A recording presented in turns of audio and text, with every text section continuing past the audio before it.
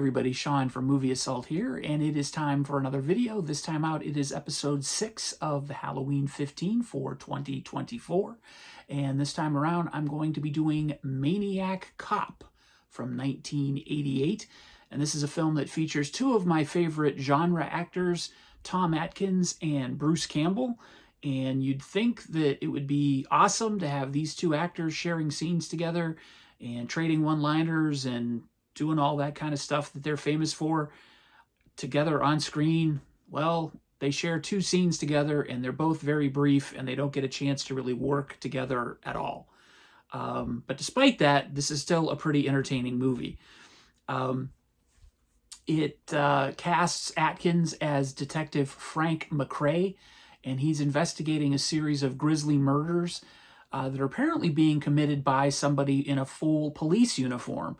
And the police commissioner, played by Richard Roundtree, is understandably upset and is really looking to pin this on somebody as fast as possible. A convenient suspect comes along in the guise of Jack Forrest, played by Bruce Campbell, who is accused of murdering his wife.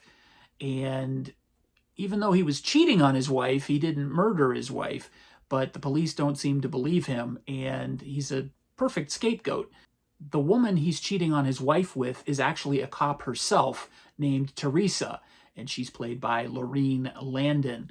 And she actually helps Detective McRae investigate the murders, which are still, even though they've stopped, they still don't have the right person in custody. And what they discover is quite a bit more disturbing than they were expecting, completely out of left field. This is a film that was directed by William Lustig, who has directed movies like Uncle Sam, which I regard as a personal favorite, as cheesy as it is.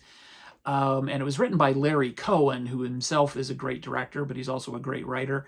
He's responsible for movies like The Stuff and It's Alive. So the pairing of these two is fantastic. And what they've come up with is a really unique blend of an action movie, crime movie, and horror movie. And in fact, if you just changed a few elements, this would be a straight-up crime action movie. It's really kind of interesting how it seems that they're actually more determined to make a crime movie than a horror movie. But that actually works in its favor because it sets it apart from other movies of the 1980s, which are usually the teenagers getting slaughtered in a summer camp scenario type thing. This really is kind of unique. What sets this movie apart, aside from the scenario, are the performances. Of course, Bruce Campbell and Tom Atkins both turn in fantastic performances because they're incapable of doing anything else. But Richard Roundtree is really good as the sort of pressured police commissioner, and William Smith plays the lead. I guess he would be the police chief. He is really good. But Laureen Landon is really good as the mistress / co-investigator of the case. And Cherie North, who I know from Breakout, but she's got plenty of other titles under her belt, is really good too in a notable role, which I won't give away.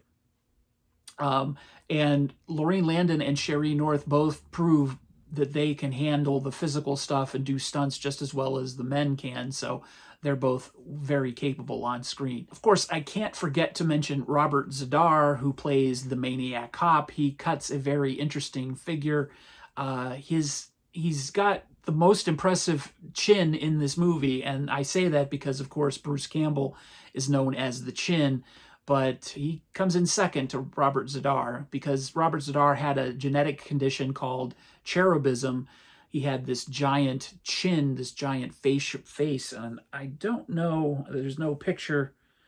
I don't know that there's a picture on the inside. No, I don't have a picture to show you. I'll throw one up on the screen of his face, but he really cuts an imposing figure, and his character never utters a line, so he relies completely on body language to convey what's going on in every scene that he's in, and he does an excellent job of being menacing and powerful both at the same time.